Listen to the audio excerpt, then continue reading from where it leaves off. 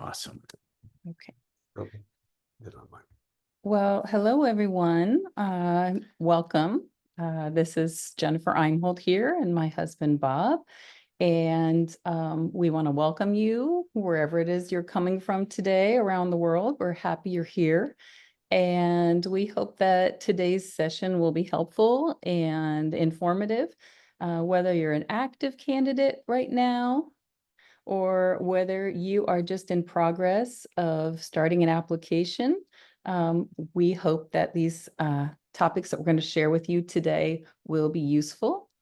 And I just ask, if you don't mind, please mute yourself so that we don't have a lot of background noise going on. And we'll take questions towards the end and we'll have opportunity for that. So if there's something that you think of while we're sharing, please feel free to even drop that in the chat. I won't be able to see it till the end. We're going to go back to that later, but we'll be happy to answer that for you.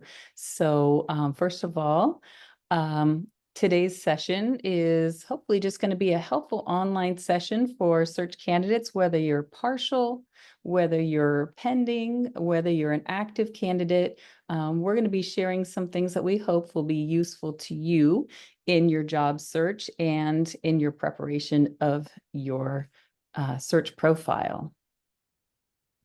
So first, we're going to just take maybe 1 minute each to quickly introduce ourselves so you know who's on the other end. If we're not your associate, if your associate is someone else, then we'll just let you know a little quick bit about ourselves. You want to start, Bob? Sure. I'm Bob Imholt. I've been with Search, I guess, for this is year 8 for me. And prior to Search, there were 6 international schools in 6 different countries. And happy to answer any questions with that you may have with the wisdom that I've generated from my time in international schools over the years. And I'm Jennifer Imholt. In case you haven't figured this out, we're married. We're the Imholts. We both help manage and respond to candidates. And we both help organize the San Francisco Fair in February. And most of our candidates come to us from the West Coast of the United States and from around the world, particularly Latin America, where we had the privilege of working for 11 years in 3 different international schools between Venezuela, Paraguay, and Colombia. So again, we've been overseas a long time, and now this is our 8th year with Search, and we're by no means experts on everything we're going to talk about today. We are. But, but we've spent a lot of time advising our candidates, and a lot of the questions and topics today are things that were commonly asked. So we hope that this will be helpful to you. And so today, kind of the main points of our session are really to talk about questions and tips for resumes, CVs, cover letters, and application advice. And so whether you're in the process of getting your profile together and you're still trying to get your resume to a point where you feel good about it, or you're starting to apply to schools and you're thinking, how can I make my cover letters more impactful and personalized? Or you're just not sure how to do certain things when you're applying. Those are the kinds of topics we're going to touch on today with some commonly asked questions. And then, of course, as I mentioned before, if you're just joining us, that toward the end of, once we get through our few little PowerPoint slides that we're going to share, we're going to open it up to whatever questions you have, whether those questions are specific to resumes, cover letters, and applications, or any other burning questions you have that you've wanted to ask an associate, but maybe haven't had a chance to yet. So we're going to go ahead and get started. So I'm going to talk about the first slide, which is resumes and CVs. And this is an important piece of your search profile. If you're already in the process of creating a profile or you've created one, you know that on your Documents tab, there's a place to upload a resume. Now, we see hundreds of resumes a week, and I would say thousands of resumes a year. And resumes are very unique. Resumes are, everyone has an opinion about what a resume should be. So there are really no right or wrong answers, but we're going to share some tips of what a good resume can look like and what's helpful for when you have it uploaded on your profile, and also what might be helpful if you have to bring a resume in your hand, let's say to an in-person fair situation where you want to hand it out. So first, let's talk about length. Most resumes, we like to see a 1 to 2 page maximum resume. And why so short? People want to know. If you're coming from a higher ed background in university, you're used to having 20 pages with research and articles. And while that's fascinating, that's not what international schools want to see. They want to be able to quickly peruse through and see your education, where you've taught, what you've taught, and a little bit about you. It does not have to be long to be a really good resume. We always suggest that you should pick a very clear and easy to read font. When people try to get all fancy with special fonts, sometimes, when you see a lot of these, you realize that some of them aren't so easy to read or they kind of hurt your eyes. So, picking a very clear, straightforward font is helpful. Try to be succinct. What do I mean by that? If you are going to share a little bit about each particular position you've held, and this is subjective as well, try to keep a limited number of bullet points. Sometimes we see someone that has like 20 bullet points under their one thing for a third grade teacher. You don't need to tell us everything you've done as a third grade teacher. For example, if it's something obvious that everyone should do, like planning, assessments, communicating with parents, everybody should be doing that. You don't need to list that because we're going to assume that you're doing that. Maybe your bullet points could be something special that you've done, like you've been the team leader for your grade, or you're the organizer of the Class Without Walls for your grade, or you're the facilitator of the PLC for the elementary team, something that would really be unique and special and set you apart. If it's something obvious and basic, don't state it because it's going to be assumed.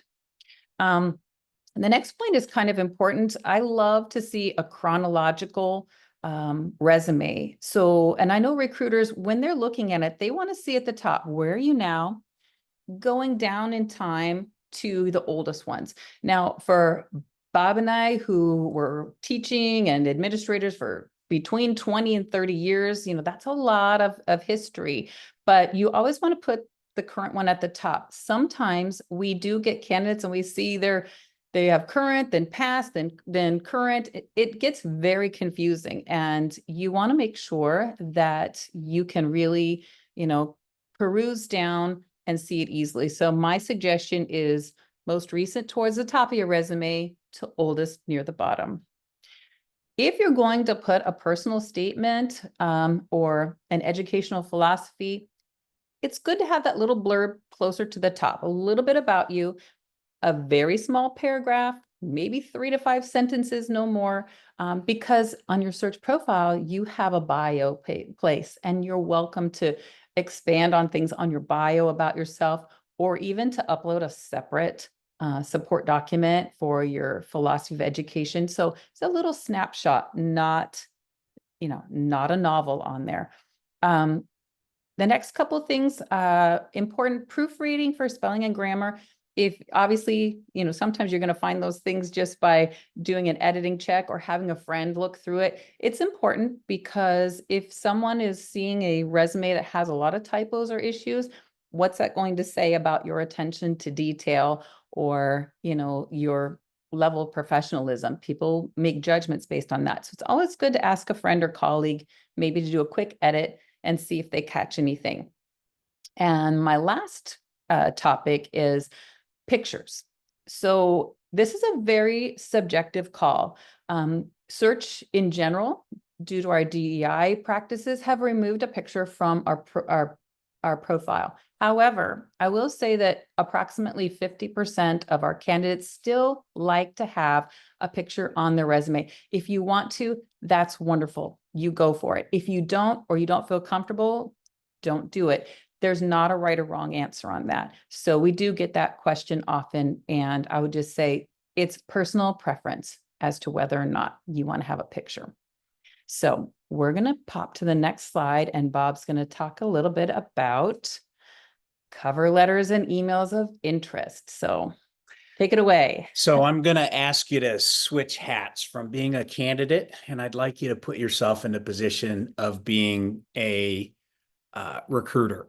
And let's just say, for the sake of argument, that you're a high school principal and you've just advertised a social studies position.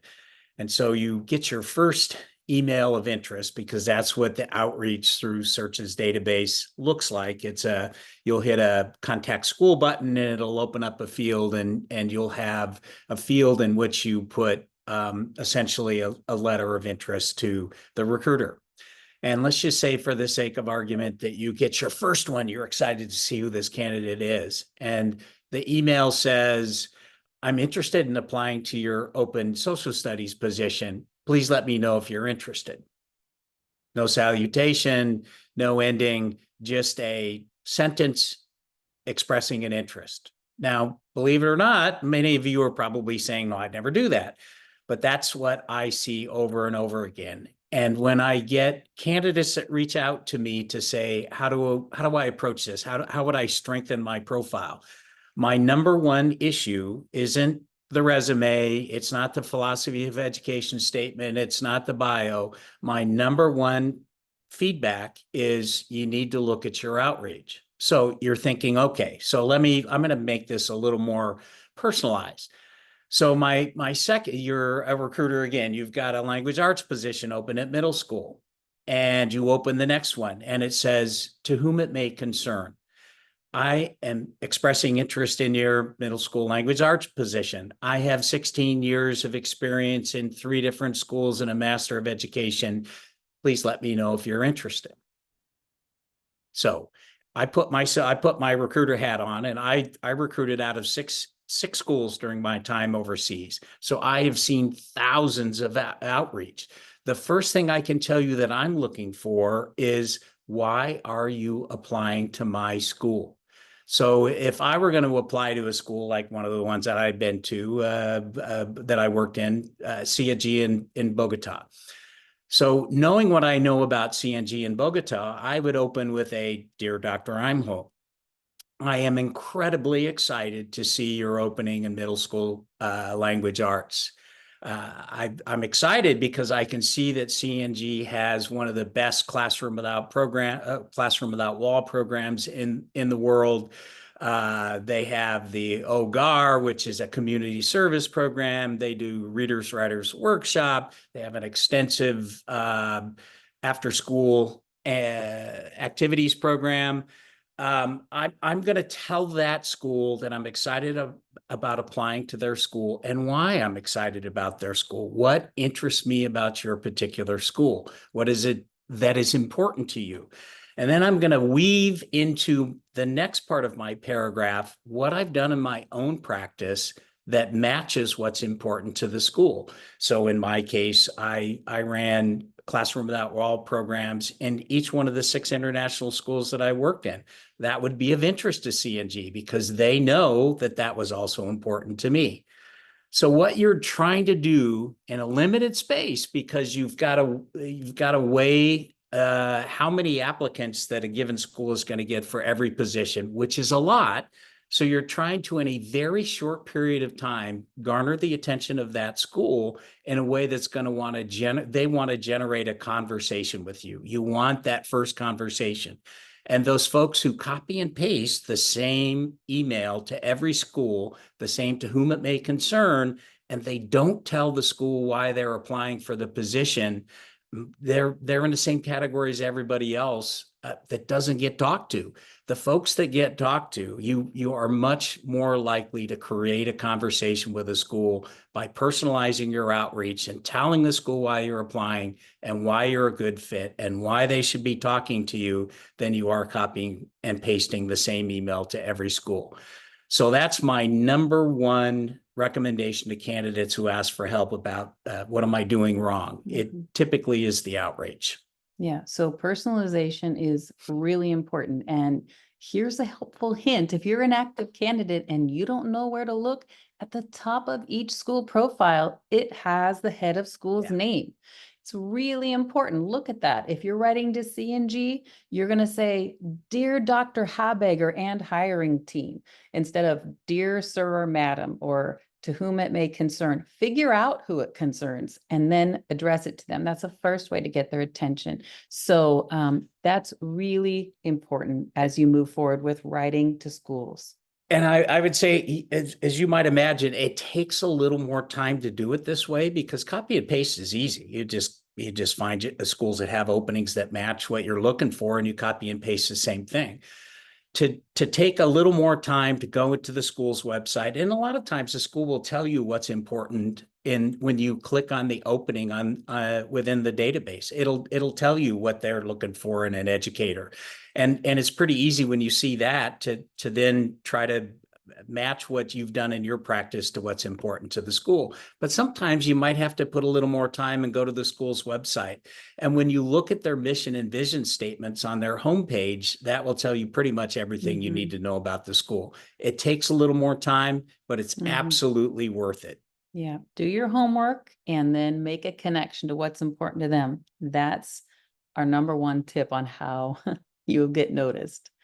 So when it comes to applications, now we're talking about once you are an active candidate and you're getting your daily email updates and you're starting to see things that you might want to apply to.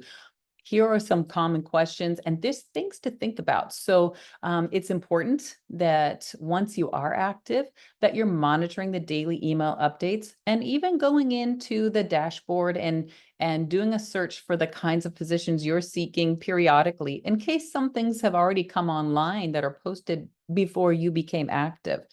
And then, as Bob has really talked about in the last thing, looking, are you a good fit for this position? Do you have a commonality with their curriculum? If they're looking for, and they say IB experience is required, do you have IB experience? Do you love inquiry-based learning or experiential learning?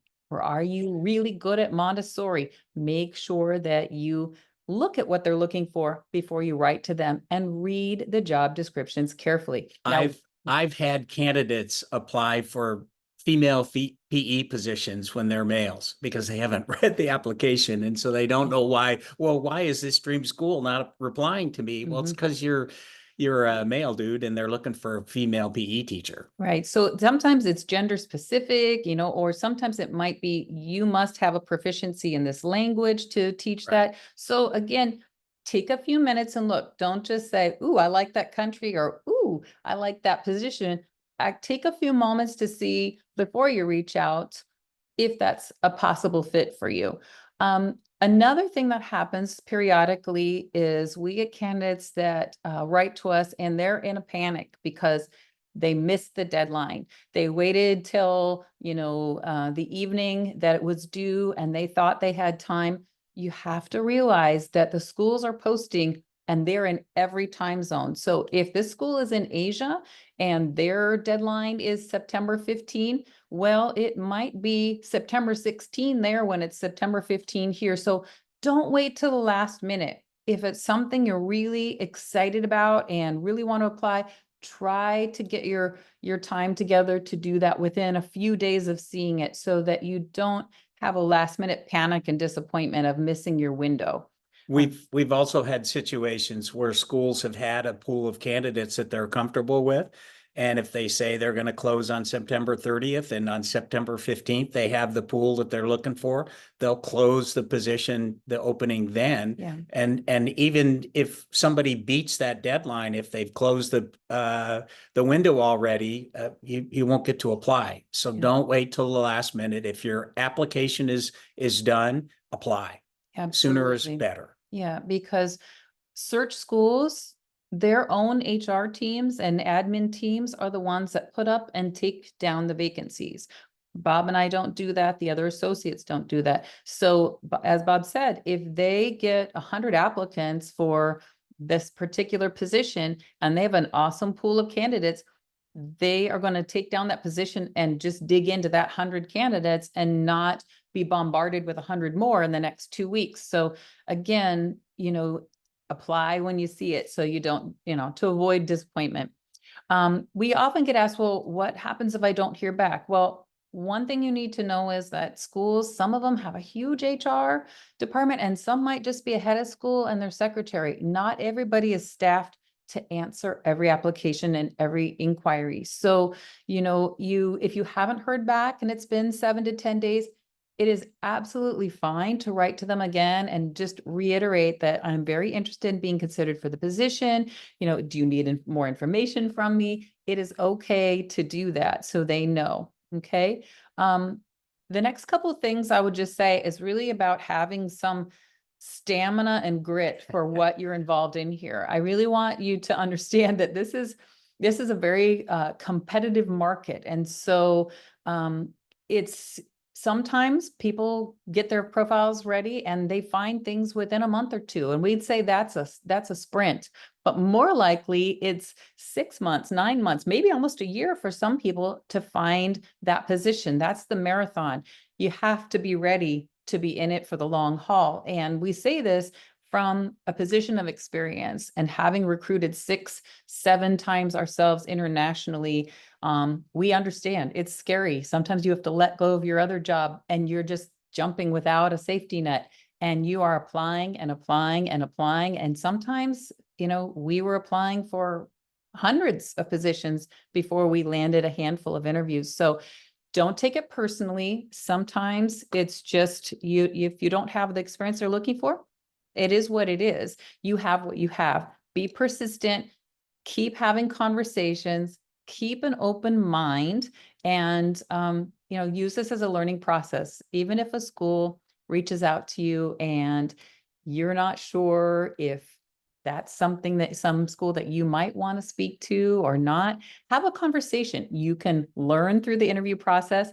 And in the end, if it turns out it's a great fit, maybe you'll be pleasantly surprised.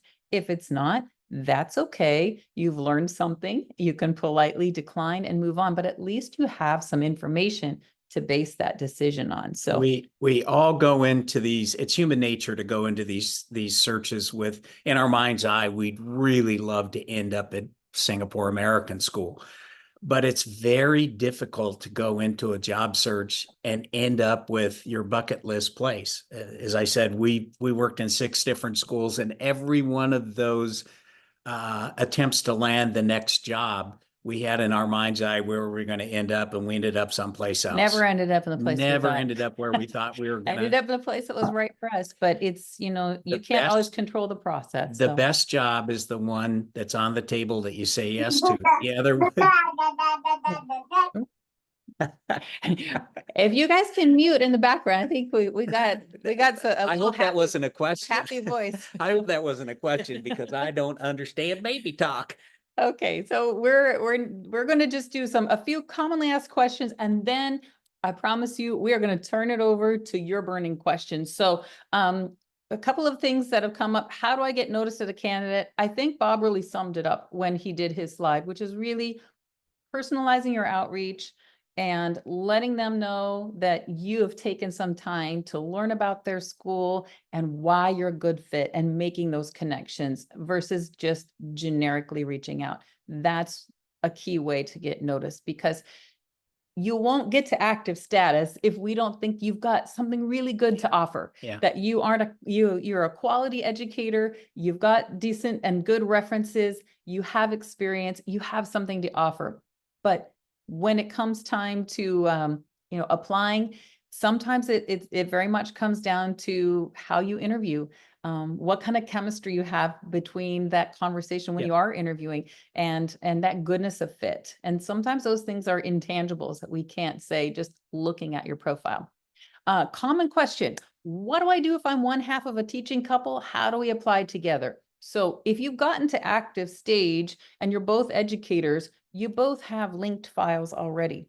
But the conundrum comes into, well, what do we do? Should we just apply if there's a position for one of us, but not both of us? What if there's positions for both of us? Do we both write? Does one of us write? So there are a lot of ways to handle this. And I will say at the beginning of a recruiting cycle, which is now, it's better as a couple to be applying for schools that have positions for both of you, because at the beginning of a recruiting cycle, schools are really trying to look at their whole puzzle, and they're more likely to hire couples than they are singles. Now, the later you get in a recruiting cycle, if you haven't found jobs yet, then I think it's okay to spin off and say one applies for one or another in the hopes that one of you lands something. But in the beginning, most schools are looking for things for both of you. Now, what does that mean when you're reaching out to schools? If there's a position for both of you, some couples write a joint cover letter from both of them and say, we are applying for social studies in grade 2, or we're applying for math and counselor. And they do one email. Some couples, the math person writes for math and mentions the counselor couple partner. And sometimes in the counselor writes and mentions the math partner. And when a school clicks and opens your profile, they can see that you're linked. They can see everything in both of your profiles. So it's kind of subjective whether you want to do it together as a written one letter or two. The only caveat to that I would say is if you see they have an application on the apply side of search, with apply, individuals have to apply for the individual position. So in that case, the counselor has to fill out the counselor apply one on the school, and the math teacher has to do the math one. There's not a way to reference each other. You literally have to apply individually if it's on apply. What should I do if a school asks me to apply through another agency? Hopefully that's not going to happen. Our member schools have learned a lot in recent years, but every once in a while, someone slips up and says, oh, well, you need to apply through Scrolls, or sometimes they have something that says you need to apply through our own website. So number one thing I would say is if you're ever unsure about what to do, reach out to your associate and ask. Yeah. Sometimes it is confusing, and sometimes we have to dig in and figure out what they're asking. They should never, though, be referring you to another agency and making you create a separate profile. That's a big no-no. So there should be a way for you to apply through search. And if they ask you to go to their own website because they have their own extra hoop they want you to jump through, it's okay to go ahead and do that.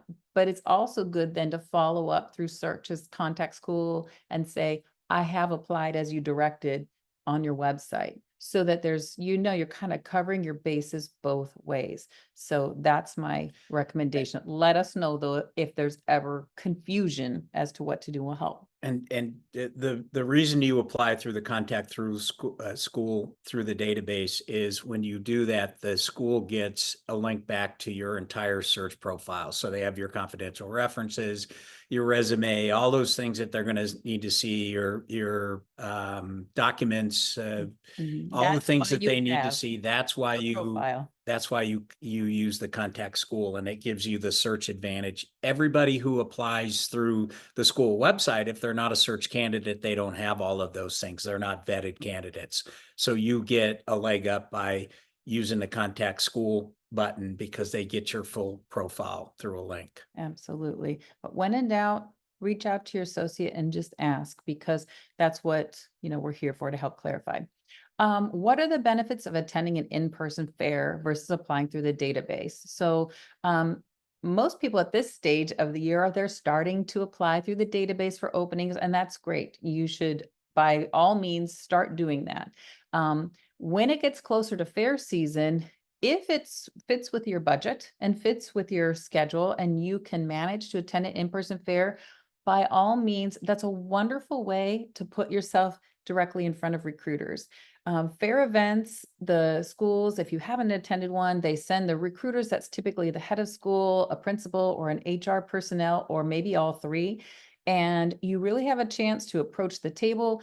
Most candidates get multiple interviews out of the course of that weekend, and that subsequently can lead to offers. And it's a great way just to have that interpersonal connection, and sometimes just gain access to people in a different way than you do simply through the database. And there's nothing wrong with applying through the database and having your interviews over Zoom or Skype or Teams or Google Meets or what have you. But it's great if you can be in person, just because those are great learning events where schools present about themselves. And also you just get that chemistry and chance to meet people and ask different kinds of questions than you do when you're applying through the database. So I highly encourage that. If you live in proximity to a fair or you can swing it, by all means, we encourage you to attend a fair because it's a great learning opportunity.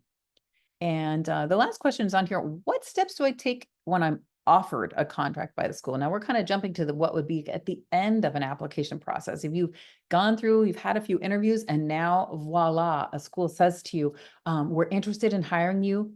Here is an offer letter. We want you to consider this, and we want your answer in 48 hours or by next week. That's when a lot of thinking needs to go into process before you accept. And it's really important to know that search does consider verbal agreements binding. So don't say yes until you are sure that this is something that you want to say yes to. So what do we encourage you to do if you get an offer? The first thing I would suggest to do is say, thank you so much. I'm really excited to consider this offer. Can you connect me with some other teachers on the ground? And that could be somebody who's going to be on your department, someone at your grade level, someone in your building level, or it could just be somebody with maybe a similar family situation, like somebody else that has a middle schooler, or someone else who really loves, jogging and hiking clubs or whatever it is. There's a great way to connect and find out about life at the school and in the community. What And you're saying yes to personally and professionally. exactly. So that's the time to ask questions. And if that's questions about, the cost of groceries or what do people do on weekends for fun or whatever burning question you have, ask those questions. A good school is going to say, absolutely, here's the names and emails and phone numbers or Skype handles of, these 2 or 3 teachers. Reach out to them, have those conversations. It's your responsibility at that point to do your due diligence and learn what you can.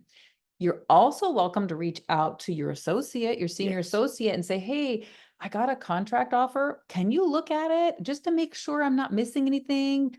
Should I be, I don't know if I should ask this question. If you have doubts, these are the times to work them out, not after the fact. So I would just say that's our best advice. If you get to the point where you have an offer or offers, then if you're unsure, reach out to your resources and we'll advise you. Okay. So that is what I would say about that. And those are very common questions that we receive literally on a weekly basis. And voila, look at that fancy transition I just did there. So now we're going to open it mostly to your questions. I'm going to stop screen sharing and then we'll be able to see the chat. And if you have questions, let me just open up so I can see the chat and let me just see. Okay, so I've got the okay, I've got the chat open right now and nice. Hello to all of you out there. I see one of our Candace is here. Hello, Al. Okay. Great. I'm glad you guys can hear and see. Where can I get a recording? Okay. We will post a recording later or share it. So if you're joining us from the middle of the night and you're having a hard time staying awake, there will hopefully be a link you can look at. Let me just look. Do we need bullet points for each job? No, you do not need bullet points for each job. In fact, my resume, very condensed. I never had bullet points unless it was something very particular to something special that differentiated from the normal job description that I wanted to share. And we're willing to look at resumes. We do that regularly. We look at your resumes as part of your application. If something jumped out, like it was too long or there's confusing information, we always say, hey, can you please fix these things? Because, we don't redo people's resumes for them, but we will give you pointers if we feel like your resume needs some support there. Let's see. if let's say you've been in both admin and in teaching, and there's a question about in the last 10 years in admin curriculum director, but also looking for teaching, should I go chronological or list teaching first? I think it's okay if you've held two different kinds. Let's say you've had some admin roles and you've had some actual teaching roles. Maybe you want to have your listed into two separate chunks, like your admin curriculum ones and what those couple of ones in chronological order, and then your teaching ones separately in chronological order. It's okay because some people are looking for, straddling both things. They're looking for teaching and or a leadership, mid-level leadership role. So it's okay to have both of those either mixed or kind of separate leadership chunk, then teaching chunk. How much should we put in an email where we can attach a cover letter? I thought a shorter was better. Short is better. I'd say 3 paragraphs is kind of the standard. You have your salutation. You're going to reach out and say, I'm applying for this. And boy, I'm going to compliment the school. I love your mission statement and it really speaks to me. And then make a connection to that. A little bit about you. Don't regurgitate your entire No resume. epistles. Yeah, no lengthy ones. They can see everything else, make a connection or two and then invite them to view your full search profile. So, I'd say the three minimum, 5 maximum, no more than that. It should be Three brief paragraphs, no more than that. Yeah, just keep it there. So emails of interest, same question. Yeah, 3 is good. If we want a certain number of years of experience, should you still, if you were pretty firm about that, it's. You can't get a job you don't apply for.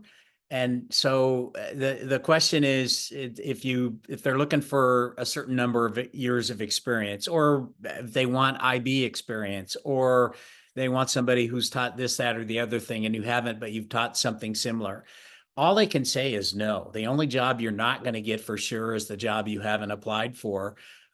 Take a shot, take a run at it, and don't take it personally if they don't respond or they say no. Yeah, sometimes they might say it's required, and that could be like, for example, China sometimes wants a minimum of 3, and I think that's tied to requirements to get you a work visa. So it could be firm for one reason. It could just be preferred. So, and again, early in the recruiting cycle, a lot of schools stick more firmly to those. They get looser as the year goes on, because if they, as it gets closer to the time that they need teachers to be coming in, a lot of times they become more flexible later in the recruiting cycle, but go ahead and go for it. Somebody else, I'd like to IB certified. What do you recommend? What institution? I don't recommend that you get, there is no such thing as really certified. There is a wonderful website, the IBO, International Baccalaureate website. That website itself has professional development workshops. Some of them are online, some of them are in person. If you're really curious about the IB, you could look into taking a category 1 workshop, which is the intro level. And you would look for category 1 in whatever your subject area, your specialty is.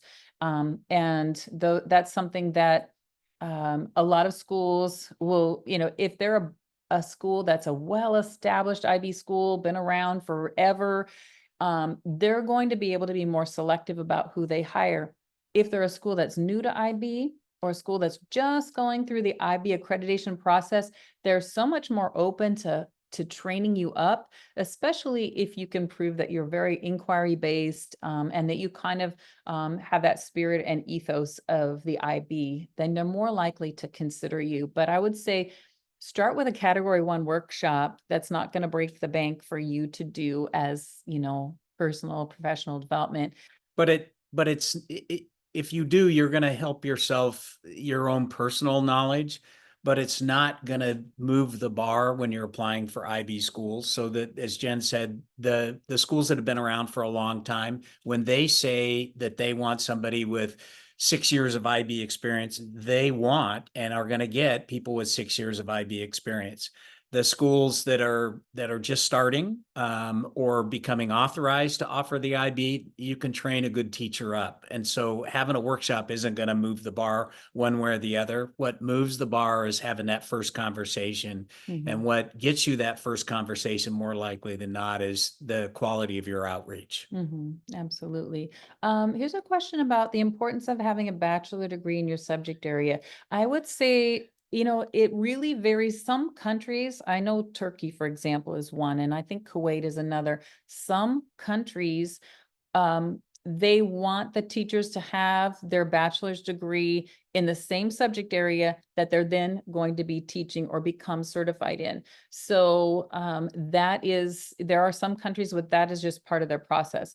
I will say from my own personal experience, my own bachelor's degree was in communications and public relations.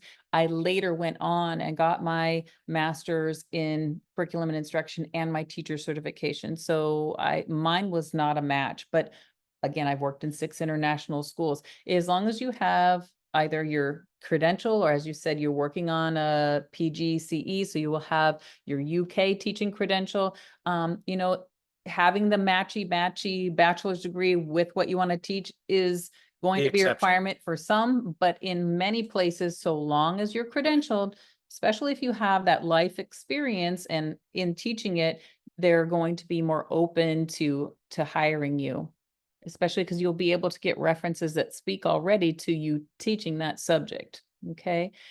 Is our bio proofread by our associate?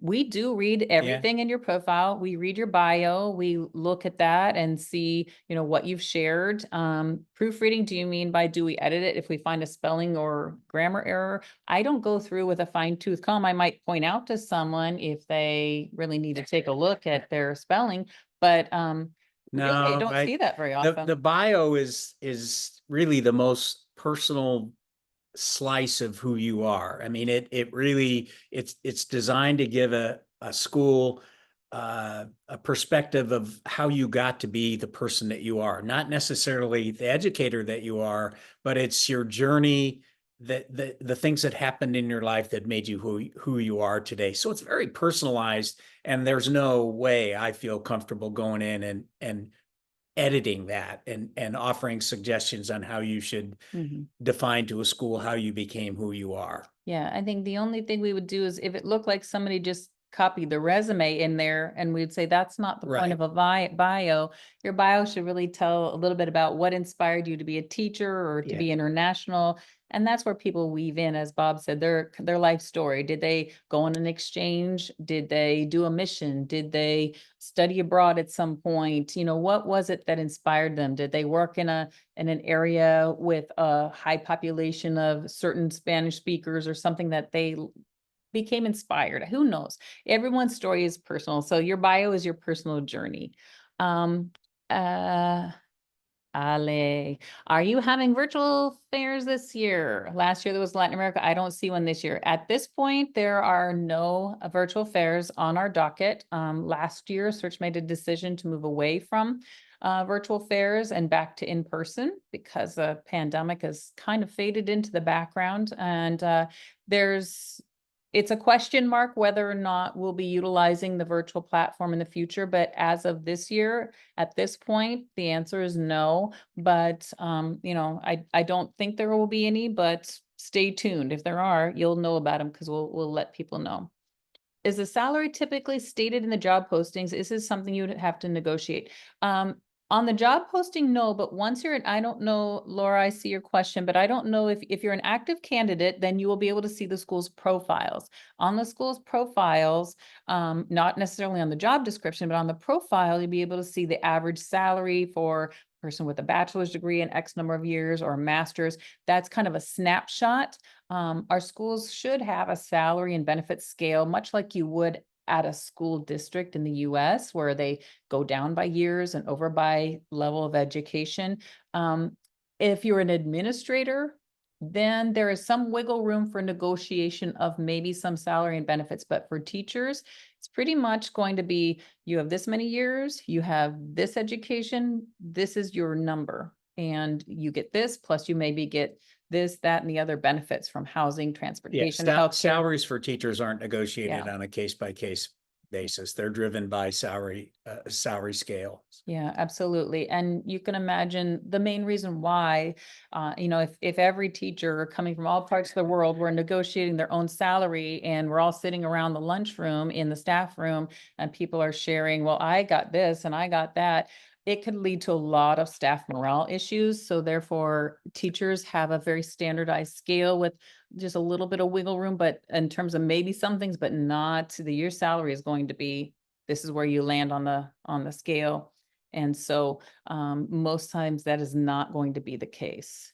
Someone else, writing and rewriting the bio as needed, I can tell a lot, but would like to know what schools want to read. Do you have any tips? I would say, the bio, the most interesting bios, the most engaging ones are the ones that tell something about you, tell something about your personal journey. And, it's not, don't agonize over it. Your bio, again, is only like a 3 or 4 paragraph chunk because it's got limited characters that you can put in there. Again, don't use that space to regurgitate, I did this, I did that, resume type stuff. Tell a story about something that inspired you, Your journey, your journey those as a, significant events yeah, that have shaped you, molded you into who you are. It's yeah, so personal, and yeah. don't sweat it. What Have- made you into who you are today? Yeah, and a lot of people share, something, as I mentioned, something that's about, how they became inspired to be a teacher. Was it their own struggles or something about their own life? Like maybe, they immigrated to a certain country and found education and a passion for it, or maybe they volunteered in some place that really spoke to them and that just set their heart on this journey of education. So it's so different for everyone. And be you be you, because your special qualities are going to be the right ones for some school. It's going to be the right fit. So it's mostly, share what you feel comfortable sharing about why you're a teacher or why you want to be an international teacher. Do you have suggestions for the bio? Is it structured like a general cover letter? It doesn't have to be, it's not a letter per se, because you're not writing it to anyone. It's like telling a little story, a little anecdote about your life. Some people focus on why they became a teacher and then why they wanted to be an international teacher. But again, it's very personal and subjective. How should the cover letter differ from your bio? A cover letter, as Bob mentioned, that's where you're saying you're writing to school, I'm applying for this specific position. This is why I am interested in your school, and this is how I think I'm a good fit for your school. That's specific to a position. A bio is just a blurb about you as a human being, a teacher, a person. Is it okay to send an email to a head of school even though they don't have a current opening telling me, do you want to take that one? Yeah, I've recruited educators for 6 different schools, and it is it is an additional full-time job. And so if I'm spending that additional time to screen resumes and letters of interest, that's a full-time job for me. I don't have a lot of time to be reading outreach from folks who are interested in a potential opening, because I can't predict when those openings are going to have. And so to respond to that kind of outreach is going to take me additional time that frankly, I just never had. So I always responded when folks reached out, but it was very short. It was, thanks so much for reaching out. Maybe our paths will cross in the future, but there's not a lot of thought that goes into that because there's not a lot of time to create a thoughtful response. Yeah. So you can, but don't be surprised if you don't get a response because they're too busy responding to the people that are applying for positions that are open. Yeah, if you can imagine, some big schools are trying to hire 20, 30, 40 people during a recruiting cycle because they have, 3,000 kids. They're going to hire 40 teachers. For each of those 40 vacancies they post, they might get 100 applicants. So you can imagine already you're in the thousands of things that you're reading. They're desperately trying to find the matches for the ones they have to fill. Any extra things for the future, they're not even thinking about that. They're so focused on the ones they need for now that it's just going to probably get lost in the abyss. So I would say, as Bob said, if you throw something out there, don't be surprised Don't- if you don't hear anything back, Yeah. because they're really focused right now on the essential ones they have to fill, not the extra for the future. Most places don't have a place to, to store that and think about it. So, I would say That's it's, the advantage of going to a jobs fair, because if somebody doesn't have an opening and you go up to the table and just say, hey, listen, take my Really good point. resume. I'd love to, what you're doing is that's a visual. I can't tell you the number of times I've run across folks that said, yeah, they didn't have a job for me last year, but they do have a job and they remembered me. So that's the advantage of going to a face-to-face event. Doing it electronically, very difficult. Your chances are you're not going to hear back. Yeah. We have a question about getting jobs in the US and having experience. So, Rajesh, what I would say is we do have about 20 to 25 active member schools in the US at any given time, but that's a very small percentage of our 750 schools. So, you're certainly welcome to look at those schools, but there's a much smaller percentage of openings proportional to the number of schools that we have. So we do place teachers in the US, but I would say there's far fewer of those openings in a given year than there are amongst the other 700 plus schools that are on our database. Do most teaching roles start in August, September, or does the school calendar vary a lot depending on school and location? Good question, Laura. I would say 90% of search schools are on what we would call the Northern Hemisphere calendar, meaning that they have a fall start. They bring in their teachers in late summer, July, August, September, and that's the starting point. There are some schools, especially in the southern cone of Latin America, that have a Southern Hemisphere calendar with a January, February start, but the vast majority are on a Northern Hemisphere calendar. Is it a deal breaker if you can't make the exact report date? Well, you know what? If you have accepted a contract, before you accept it, you want to find out what that start date is. For many schools, it would be a deal breaker if you could not report by the report date. And why is that?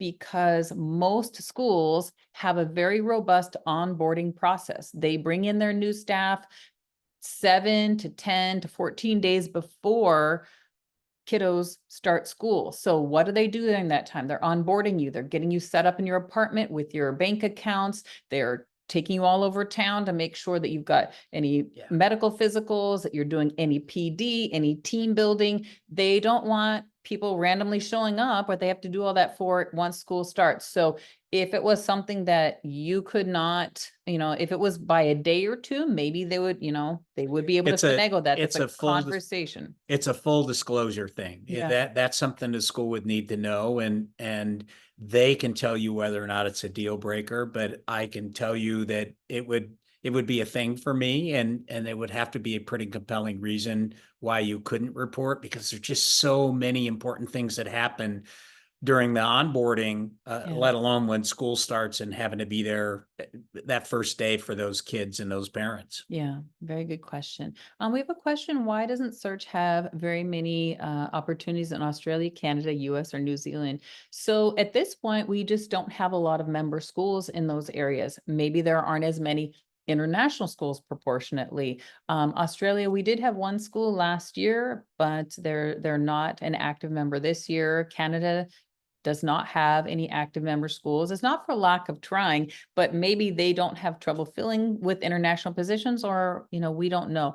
But we do have, as I said, there are about 25 to 30 at any given time US member schools, but every year it varies. I mean, schools come on and drop off of school membership based on their need and their hiring requirements. So I know a lot of people would love to go to Canada or love to go to Australia, New Zealand, but at this stage, unfortunately, we don't have that many members. We're working on it, but you never know. We got what we got. Yeah, we got what we got.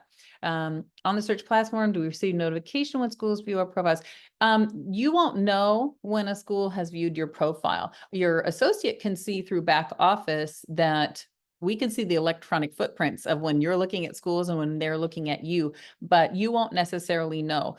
The way you would know if they were interested is, let's say you had written to a school, you have applied for a position, sometimes you'll hear back, thank you so much. We are in the process of shortlisting. You'll let us know if we want to interview you, or thank you for your interest. But not every school answers all the time. You just have to continue to be proactive, but no, you cannot see if And they have seen if you. you reached out to your associate and just say, hey, listen, our school's looking at my profile, I would be happy to share the number of schools looking at your Yeah. profile. And We don't say all the schools that have, but we can say, oh, we can see that 10 have looked at you, or 5 or whatever.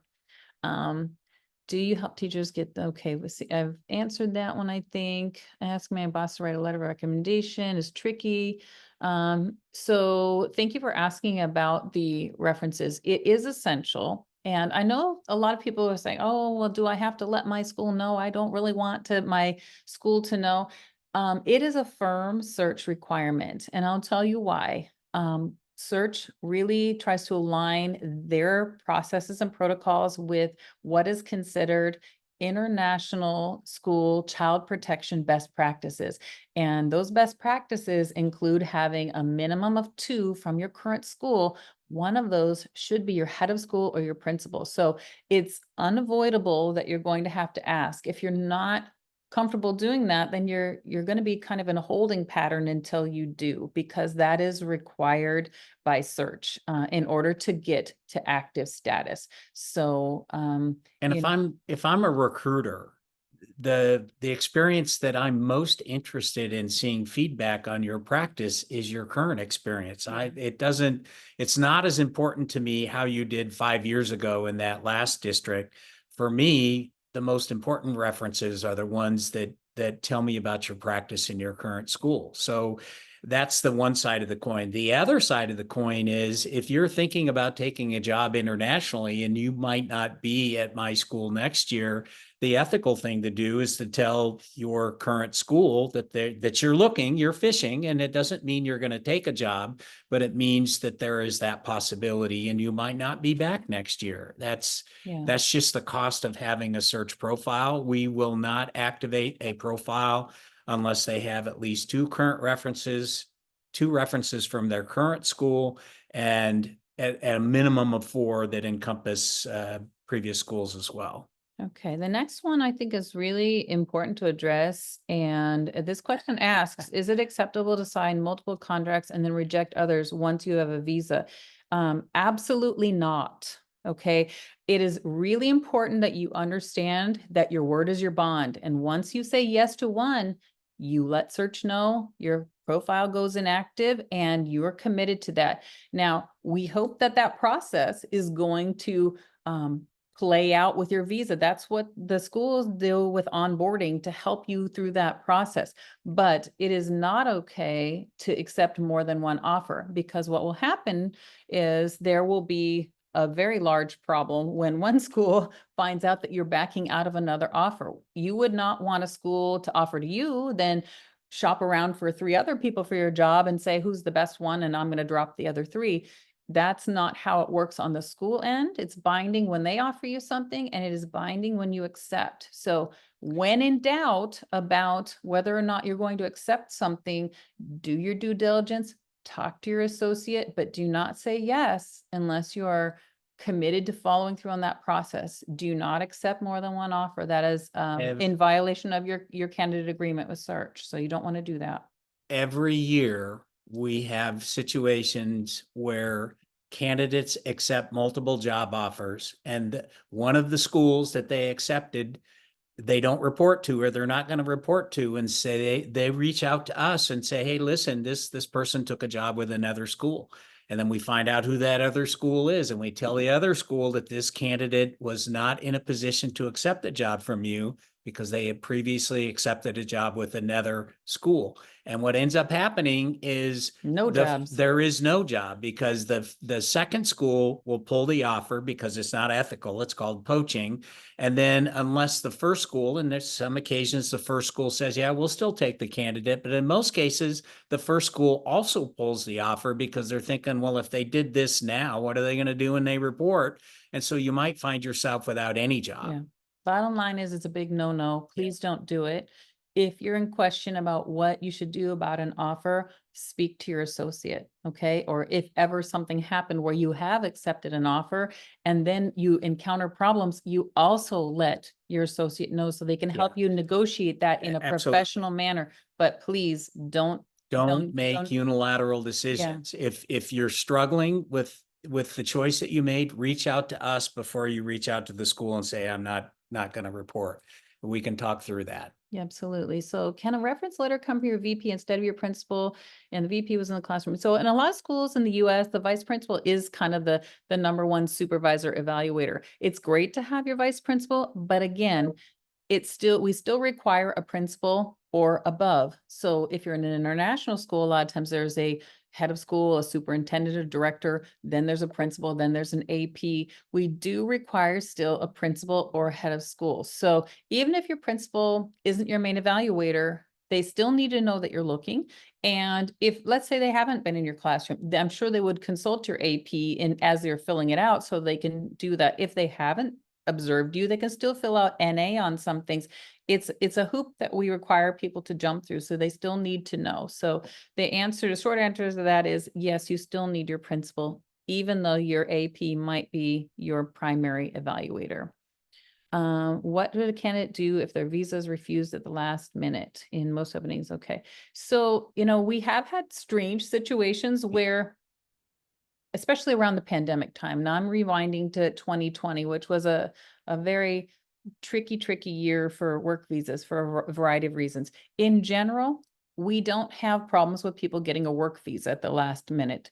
That's not been an issue because schools aren't technically going to be offering if they feel like your passport or nationality is going to be unable to, or if you don't meet the requirements for your certification or whatever it is, they also don't want to be offering and then be in a position of not being able to get their teacher in at the last minute. That's devastating from the school side too, to not have the teacher in place. So they're going to be doing everything they can in their onboarding process. If something, God forbid, if something happened, you would immediately write to your associate and say, oh my gosh, what do I do? And we will contact the school. And, if something did fall through, we would immediately get you back to active so that you could continue your search. But again, communication is key with your associate. If, we hope nothing like that would happen, but if it did, and it hasn't happened to our candidates in the last couple of years, but the pandemic was a tricky situation, but hopefully that wouldn't happen to you. Honestly, I hope not. Working on a master's, this is sabbatical, would a reference be from teachers there help my application? If you're on a sabbatical year right now, because you're traveling or you're doing some professional development, your references should come from your most recent school. So whatever school you were in last year, if you're not in school now, but you just left in May or June, that school's principal, that school's AP, that school's department head, you're going to go to your most recent school and maybe the school before that. But you absolutely, you want to make sure that you have your most current, most recent. If when in doubt, ask your associate and they can tell you. Okay. And would a reference from teachers there help my application? A peer reference, I would say, just from a teacher friend, it doesn't move the bar. It doesn't help. Now, if you had 3 and you needed a 4th and you're in a tiny school and the best you can do is a teammate, that's great. But your peer isn't your evaluator, and your peer is not going to necessarily share your strengths and weaknesses in the same way that an evaluator will. So, peer references, we try to not accept those unless we are desperate for a 4th one. You really need someone that held a title, and you're number one, they're still going to ask you for your admin team from that school. So if your peer also happens to be the team leader or the department head or some kind of a instructional coach, that's an acceptable peer to have, but not just, okay, I teach 3rd grade and the person in the room next door teaches 3rd grade. That's your friend, that's your colleague, that's your peer, but that's not your evaluator. So it's not going to hold weight. No, go ahead. Okay, let me going out. Okay, sorry. Here's me scrolling. Like, okay, you've seen that one, got that one. Master's program. Masters. A teacher from your master's. Like, if you mean a professor, like there's someone who is. So you're talking about a prof? Okay, well, anyway, a professor could be one potential one, okay? But And I don't yeah, think that, yeah, I don't think those folks move the bar. yeah, What, as a recruiter, I'm most interested in the impact of your practice on your school, on your learning community, yeah, whether that's kids or yeah, parents or colleagues or yeah. administrators. So yeah, if Could you be could one of add your one, four, but but I don't think it moves the bar for me as a recruiter. absolutely. Would it be a suitable reference if my school only has one principal with no head of school? I teach a smaller school. If you only have one principal, that person is still going to be, they're going to be critical. They're going to be required. You might not have someone above them. If you're a very small school, work with your associate to figure that out. Sometimes schools are small enough, they don't have an associate, or they might just have, the principal, a counselor, maybe a department head or a team leader. Work with your associate, ask them who might be acceptable. And you need two from your current school, but maybe in a previous school or previous district, you have a former AP or principal who can do one as well. So work with your Yeah, we usually associate. find a way to help somebody get the minimum of 4. You had an offer pulled the last minute due to visa issues. Yep. I'm sorry to hear that that happened to you. Hopefully, if that was through search, you've been communicating with your associate to let them know that. And We we just get you back to active as soon if that was, as, if you were our candidate and we verified the situation, we would absolutely help you get back to active. Worked overseas for almost a decade and was substitute in recent years. What do you recommend for references? If you're a substitute in a district, if you've been subbing there for a long time and you've developed relationships with certain buildings, maybe you have one that you frequently sub in, that you maybe have gotten to know the assistant principal or the principal, or you've got a teacher that you sub for regularly. When Yes. I encounter someone who's been subbing, those are the folks that I say, who can you get? You've got a relationship with in your district? Because in some places, maybe they have an HR person that knows you well. It's a little bit tricky, but if you can find those, that would be great. Yeah, you work with your associate and that your associate will help you figure out a way to get a couple from your current sub situation. Okay, how do you obtain a reference from a head of school who just joined your school and doesn't know teachers well yet? In that case, should a teacher become acquainted? If it's urgent, whom should they approach? So if you, this happens a lot in international schools. If you've just moved, you just have turnover, and sometimes principals come and go. And if you have a brand new principal or brand new head of school, if your profile is already active, you're not necessarily in a position of worrying about that at this moment, because if you're already active, you can always ask that person later in the year. Let's say you're not active yet, you're pending, and you don't know this person yet. A lot of times we say to our candidates, why don't you wait till about October when you've had a month or two working with them, and then approach them and ask them for the reference. Again, if they don't know you really well, they can put, NA or not applicable in some places on your reference. But if you're working at a search school, that school, if you're already overseas, you're at a search school, they know the requirements. They know that you have to have their references in order to be active. Your associate isn't going to move you to active.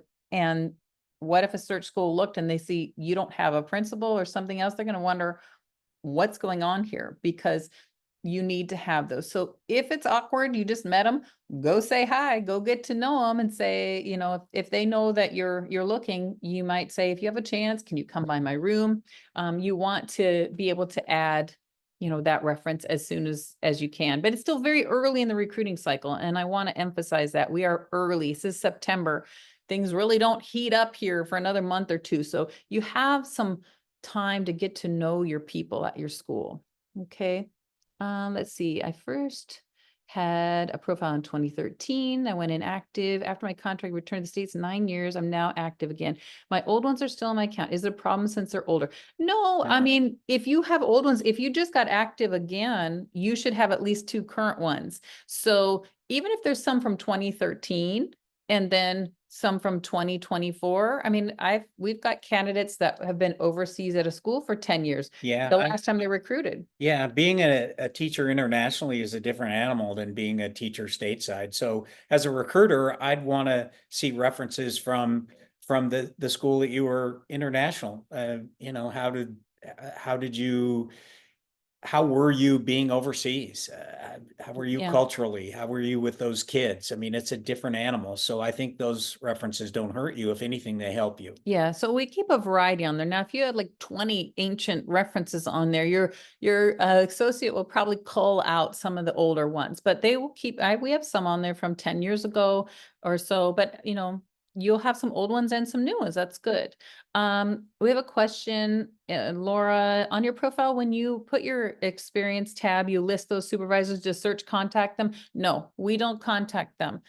So what you put on there, we're looking at your experience tab, but it's not till you get to pending status and we tell you you have to ask for those referees. That's when you will put the person's name and their emails into the thing that sends them the reference form.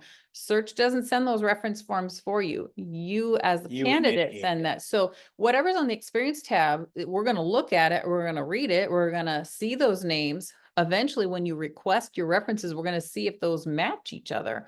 But we are not going to just randomly reach out to people that are on your experience tab as your associate. They That's won't not, get reached out to until you initiate that reference. yeah.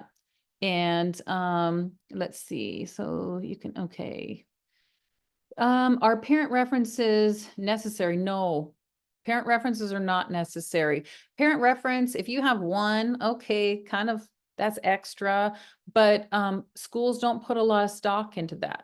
Schools really want to see, what do your department head think of your teaching? What does your principal or your AP, because parents, well, we know how parents are. Parents might love you or they might not love you, but they're, you know, they're going to send kind of a fluffy reference. And what's in that reference is not the same content and Yeah. questions as what's inside of a teaching reference or a leadership reference from your school. So if you are desperate to add one more reference, okay, add a parent reference, but it's not going to make or break it in terms of your profile. We just kind of look at them as, you know, a lot of times if someone's a brand new teacher and they haven't got this breadth of experience yet, and they're trying to figure out the fourth thing, we say, go ahead and get a parent.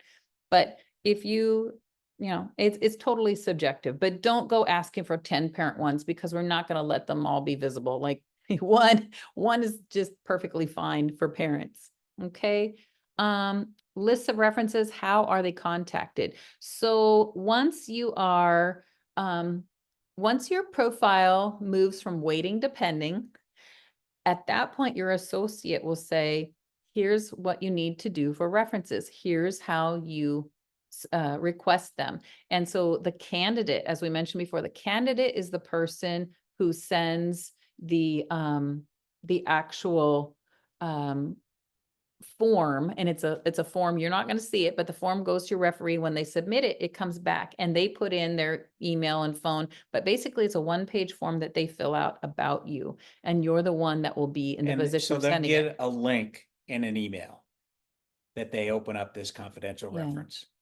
And okay, lastly, taught at a post-secondary institution, does it help to get a reference from your academic chair, supervising professor, better to stick with secondary school admin? You know, again, if you've been in higher education as well as in a K-12 situation, if you have a referee from your university, whether that's a dean, a head of department, someone who supervised you in higher ed, you're certainly welcome to ask for that. And I think that, you know, it adds to your panorama, but it's, you know, if it's not necessary. If that was your most recent thing you were doing though, like let's say you were in high school and then you went into higher ed for a year or two, then of course you're going to be required to get something from that institution. But otherwise, if that was a blip in your previous history, you want to add that, great, but Not necessary. not necessary. Again, K-12 schools really want to know how you deal with K-12 students. They're less concerned how you were with adult students, you know, or 18 and up age. What if I've been assigned as department head this year? Whom should I ask if I already have references from your principal and deputy head of school? So if you're a department head, now if you're just starting your profile right now, you know, and you need 4 references, if you've already got your principal and your head of school from your current school, then, you probably already meet the requirement. You could look for someone from your previous school. If you're a department head and you're looking for leadership roles, then, are there other people at your school who have seen you in that leadership capacity? Do you have instructional coaches, IB coordinators, other people at your school who can, who have observed you in this role, who could speak to that? Once you've got your principal or your head of school, you're pretty much good to go from meeting the requirement of the, the essential ones. So under that, if you have somebody else that holds a title that you work with, then you can ask them. Okay, I think, I think maybe we got to the bottom of the chain here in terms of questions. So I hope that we're about 15 minutes over time. So we're going to probably jump off of here at this point. If there's no other burning questions, thank you for all of you that persevered to the very So end we're here. going to send out a survey asking who your favorite Imholt no. is. Vote for Bob. Vote for Bob. That will not be happening. But anyway, thank you so very much. I feel like we talked a lot, but thank you for being here. Thank you for your questions. I hope that you learned something today. If you still have questions, reach out to your own associate and ask them. That's what we're here for. And we wish you all the best in your job search going forward. And thank you so much. Thanks, everyone. Take care. I'm going to stop recording. Let me see.